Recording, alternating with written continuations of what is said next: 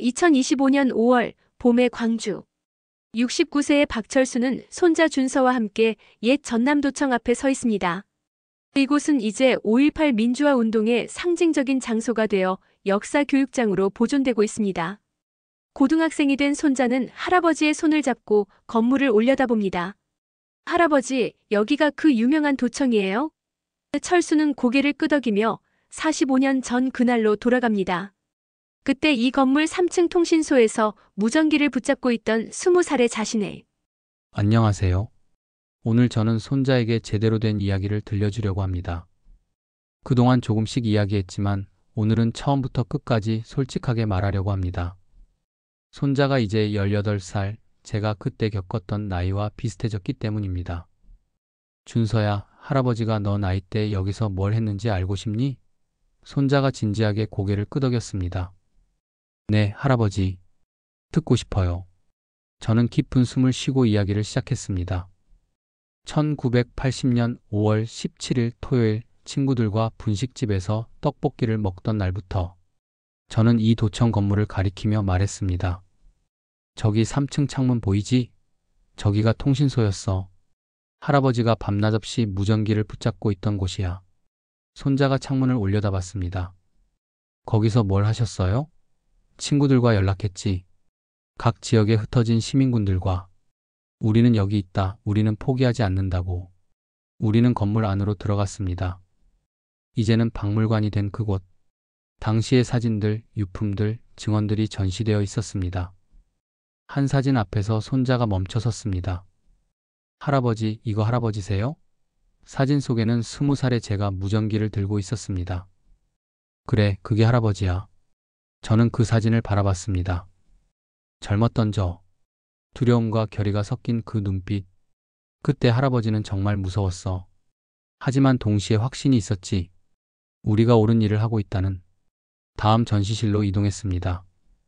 희생자들의 이름이 새겨진 벽이 있었습니다. 저는 한 이름 앞에서 멈췄습니다. 장호의 이름. 손자가 물었습니다. 할아버지, 이분이 누구세요? 할아버지의 가장 친한 친구였어. 장호 삼촌이라고 불러줘. 저는 손자에게 장호와의 마지막 순간을 이야기했습니다. 그가 제 손을 잡고 했던 말을. 우린 질 수 있어도 꺾이진 말자. 손자의 눈에 눈물이 고였습니다. 할아버지, 많이 슬프셨겠어요.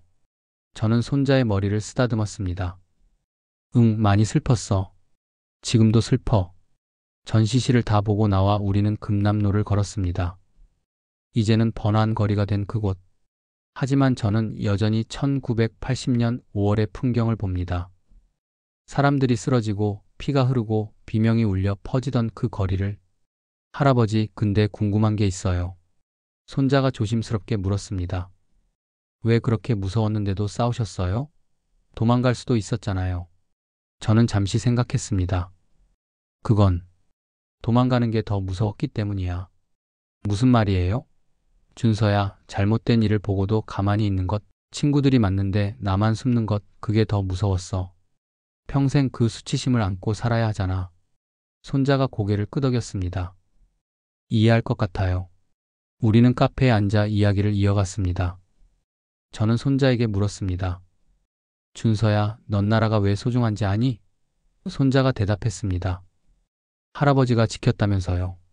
할아버지와 장호 삼촌 같은 분들이 목숨 걸고 지킨 나라니까 소중한 거잖아요. 그 대답에 저는 울컥했습니다. 그래, 맞아. 우리가 지켰어. 하지만 준서야, 이제는 너희가 지켜야 해. 손자가 진지한 표정으로 물었습니다. 제가요? 어떻게요? 민주주의를 당연하게 여기지 말고 정의가 무엇인지 생각하고 잘못된 것에 목소리 내는 거야. 그게 너희 세대가 할 일이야. 손자가 고개를 끄덕였습니다. 할아버지, 저 약속할게요. 5.18을 절대 잊지 않을게요.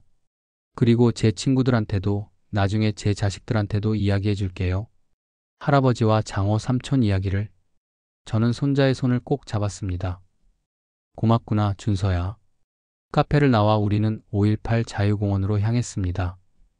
옛 상무대 영창이 있던 곳. 수많은 시민들이 고문당하고 구금되었던 그곳. 손자가 낡은 영창 건물을 보며 몸서리쳤습니다. 여기가 정말 무서운 곳이네요. 그래, 무서운 곳이었어. 하지만 더 무서운 건 이런 일이 다시 일어날 수 있다는 거야. 다시요?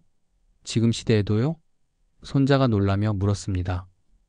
그럼 역사는 반복되거든. 사람들이 잊으면, 경계를 늦추면 또다시 일어날 수 있어. 그래서 우리가 기억해야 하는 거야. 손자가 심각한 표정으로 말했습니다. 저희 세대가 정신 차려야겠네요. 공원을 걸으며 저는 손자에게 말했습니다. 준서야, 할아버지가 살아온 대한민국은 참 많이 변했어. 군부 독재도 끝났고 민주주의도 자리 잡았어. 사람들은 자유롭게 말하고 자유롭게 선택해. 그게 다 518 같은 희생이 있었기 때문이야. 하지만 아직 완벽하진 않죠? 손자가 물었습니다. 그래, 완벽하지 않아. 여전히 불의는 있고 부정부패도 있고 차별도 있어. 하지만 그것들과 싸울 수 있는 힘이 우리에게 있어. 민주주의라는 무기가. 손자가 고개를 끄덕이며 진지하게 들었습니다. 해가 저물어갈 무렵 우리는 망월동 묘역으로 향했습니다. 손자가 처음 가보는 곳이었습니다. 묘역 입구에 서서 손자가 말했습니다. 와, 정말 많은 분들이. 그래, 165명이 여기 잠들어 계셔. 그중 대부분이 할아버지 또래, 아니 더 어렸어. 장호의 묘 앞에 섰습니다. 저는 손자를 장호에게 소개했습니다. 호야, 우리 큰 손자 준서야. 내가 보고 싶어 했던 그 손자. 손자가 깊이 절을 했습니다. 장호 삼촌, 안녕하세요. 할아버지한테 많이 들었어요. 감사합니다. 저는 비석 앞에 무릎을 꿇고 앉았습니다. 호야, 오늘 준서에게 다 이야기했어. 우리 이야기를. 이 아이가 기억해 줄 거야. 그리고 이 아이의 자식들도, 그 자식들의 자식들도. 우리는 잊히지 않을 거야. 손자가 옆에 앉아 말했습니다. 할아버지, 제가 나중에 선생님이 되면 학생들한테 5.18을 제대로 가르쳐 줄게요. 왜곡 없이 진실만 말해 줄게요. 저는 손자를 끌어안았습니다. 고맙다, 준서야. 정말 고맙구나. 묘역을 나서며 저는 하늘을 올려다봤습니다. 석양이 묘역을 붉게 물들이고 있었습니다. 마치 그날의 피를 기억하는 것처럼. 준서야, 저 하늘 좀 봐. 아름답지? 네, 정말 아름다워요. 우리가 지키고 싶었던 게 저런 거야.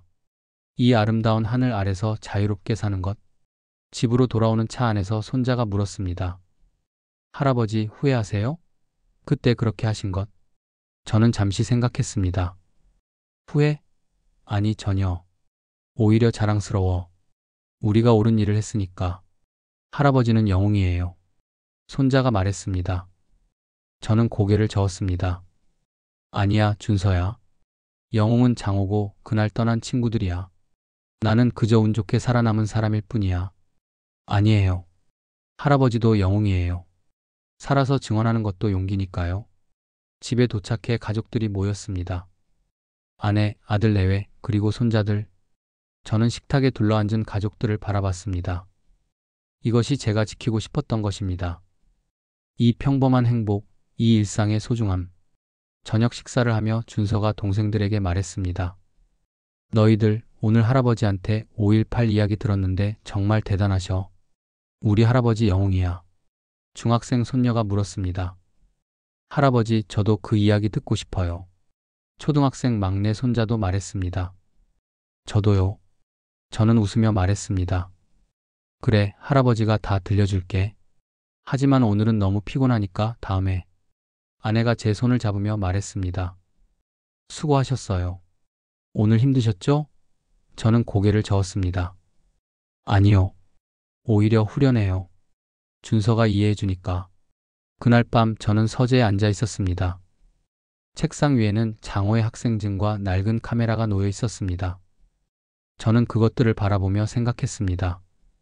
우리 정말 이긴 거 맞지? 창밖으로 광주의 야경이 보였습니다. 화려한 불빛들, 평화로운 도시의 모습. 45년 전 그 피로 얼룩진 거리가 이제는 이렇게 아름다운 도시가 되었습니다. 호야, 우린 이겼어.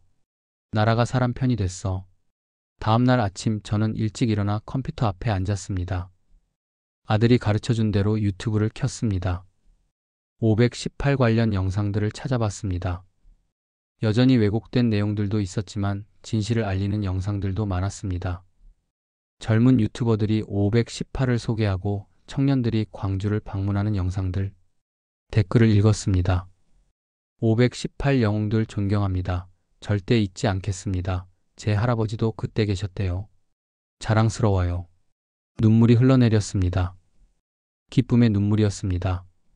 우리가 잊히지 않고 있구나. 우리의 희생이 헛되지 않았구나. 저는 댓글을 하나 달았습니다. 5.18 생존자입니다. 여러분 같은 젊은이들이 있어서 희망이 있습니다. 부디 민주주의를 지켜주세요. 감사합니다. 그리고 얼마 후 댓글들이 달렸습니다. 할아버지 감사합니다. 존경합니다. 기억하겠습니다. 그날 오후 저는 5.18 기념재단에서 연락을 받았습니다. 학교 특강 요청이었습니다. 선생님, 고등학교에서 5.18에 대해 강연해 주실 수 있으신가요? 저는 잠시 망설였습니다. 제 이야기를 할 용기가 있을까? 하지만 곧 대답했습니다. 네, 가겠습니다. 일주일 후 저는 한 고등학교 강당에 섰습니다. 500명의 학생들이 저를 바라보고 있었습니다. 저는 떨리는 목소리로 시작했습니다. 안녕하십니까? 저는 5.18 생존자 박철수입니다. 오늘 여러분에게 45년 전 그날의 이야기를 들려드리겠습니다. 1시간 동안 저는 이야기했습니다. 20살의 저를, 장호를, 그날의 광주를. 학생들은 숨죽이며 들었습니다. 어떤 학생은 울고 있었고 어떤 학생은 주먹을 꽉 쥐고 있었습니다. 강연이 끝나고 질문 시간이 있었습니다. 한 학생이 손을 들었습니다. 할아버지, 우리에게 해주고 싶은 말씀이 있으세요? 저는 깊은 숨을 쉬고 대답했습니다. 여러분, 민주주의는 공짜가 아닙니다. 누군가의 피와 땀으로 얻어진 것입니다. 그것을 당연하게 여기지 마세요. 소중히 여기고 지켜나가세요. 그리고 부당한 일을 보면 침묵하지 마세요. 여러분의 목소리가 세상을 바꿀 수 있습니다. 학생들이 일어서서 박수를 쳤습니다. 우레와 같은 박수 소리. 저는 그 순간 느꼈습니다. 아, 우리가 정말 이겼구나. 우리의 정신이 이 아이들에게 전해지고 있구나. 강당을 나서며 한 여학생이 다가왔습니다. 할아버지, 사인 좀 받을 수 있을까요? 저는 놀라며 물었습니다. 사인을? 할아버지는 연예인도 아닌데. 여학생이 웃으며 말했습니다. 할아버지는 영웅이세요. 진짜 영웅이요. 그 아이의 노트에 저는 이렇게 썼습니다. 민주주의를 지켜주세요. 1980년 5월을 기억해주세요. 5.18 생존자 박철수. 여학생이 노트를 꼭 안고 말했습니다. 평생 간직할게요. 감사합니다. 집으로 돌아오는 버스 안에서 저는 창밖을 바라봤습니다. 광주의 거리를 걷는 사람들, 학교에서 나오는 학생들, 공원에서 노는 아이들. 이 평범한 일상이 얼마나 소중한지, 이것을 지키기 위해 우리가 얼마나 많은 것을 희생했는지. 호야, 봤니? 우리가 지킨 나라야. 우리가 목숨 걸고 지킨 이 평화야. 저는 중얼거렸습니다. 옆자리 승객이 이상하게 쳐다봤지만 저는 개의치 않았습니다. 집 앞에 내려 하늘을 올려다봤습니다. 5월의 하늘은 여전히 푸르렀습니다. 구름 한 점 없는 맑은 하늘. 그 하늘 아래서 태극기가 펄럭이고 있었습니다. 45년 전 도청 광장에서 봤던 그 태극기처럼 우린 그날의 광주에서 대한민국을 다시 세웠다. 저는 확신했습니다. 우리는 패배한 것이 아니었습니다. 우리는 씨앗을 뿌린 것이었습니다. 민주주의의 씨앗, 정의의 씨앗, 용기의 씨앗을. 그리고 그 씨앗은 이제 자라나고 있습니다. 준서 같은 젊은이들의 마음속에서, 강당의 그 학생들의 가슴 속에서 5.18의 정신은 살아있습니다. 앞으로도 계속 살아있을 것입니다. 저는 집 안으로 들어가며 마지막으로 하늘을 바라봤습니다. 호야, 우리 이겼어. 정말로. 바람이 불어왔습니다. 따뜻한 5월의 바람. 마치 장호가 대답하는 것 같았습니다. 그래, 철수야. 우리 이겼어. 그날 밤 저는 처음으로 평화롭게 잠들었습니다. 악몽도 죄책감도 없이. 꿈속에서 저는 다시 20살이었고 광주는 평화로웠습니다. 장호와 친구들이 모두 살아있었고 우리는 함께 웃고 있었습니다. 그리고 멀리서 태극기가 펄럭였습니다. 한 달 후 5월 18일. 저는 준서와 함께 다시 광주를 찾았습니다. 이번에는 손자의 반 친구들도 함께였습니다. 30명의 고등학생들이 저를 따라 금남로를 걸었습니다. 저는 그들에게 하나하나 설명했습니다. 여기가 계엄군이 시민들을 진압했던 곳이에요. 저기가 우리가 바리케이드를 쳤던 곳이고요. 한 학생이 물었습니다. 할아버지, 무섭지 않으셨어요? 저는 웃으며 대답했습니다. 무서웠죠. 하지만 더 무서운 건 아무것도 하지 않는 거였어요. 친구들이 죽어가는데 가만히 있는 것. 그게 더 무서웠어요. 우리는 전남도청으로 갔습니다. 3층 통신소에 올라갔습니다. 그곳은 이제 작은 전시실이 되어 있었습니다. 저는 학생들에게 말했습니다. 여기가 제가 무전기를 붙잡고 있던 곳이에요. 밤새도록 우리는 여기 있다고 외쳤던 곳이에요. 한 학생이 창밖을 내다보며 말했습니다. 와, 여기서 보는 광장이 정말 넓네요. 저도 창밖을 바라봤습니다. 45년 전 그날 밤 이 창문으로 본 광경이 떠올랐습니다. 태극기, 모닥불, 그리고 끝까지 남은 사람들. 여러분, 저는 학생들을 돌아보며 말했습니다. 여러분이 이 이야기를 기억해 주세요. 그리고 여러분의 자녀들에게 전해주세요. 5.18은 과거가 아닙니다. 그것은 현재이고 미래입니다. 그것은 민주주의를 지키는 방법을 가르쳐주는 교훈입니다. 학생들이 고개를 끄덕였습니다. 한 학생이 손을 들었습니다. 할아버지, 우리도 할아버지처럼 용감해질 수 있을까요? 저는 미소 지었습니다. 물론이죠. 여러분은 이미 용감해요. 여기 와서 이 이야기를 들으려는 것만으로도.